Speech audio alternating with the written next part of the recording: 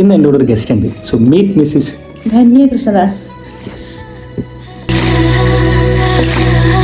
പുഴയും മഴയും തഴുകും സിറയിൽ ഉലകം പതിവായി നിറയേ മനസ്സിൻ നടയിൽ വിരിയാനിനിയും മറന്നോ നീ നീലമലരേ.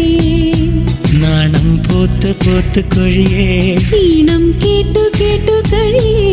രാവോ യാത്ര പോയി തനിയേ അകലേ. രാക്കടമ്പിൻ ഗന്ധമോടെ രാക്കിനാവിൻ ചന്തമോടെ വീണ്ടും ചേരില്ലേ.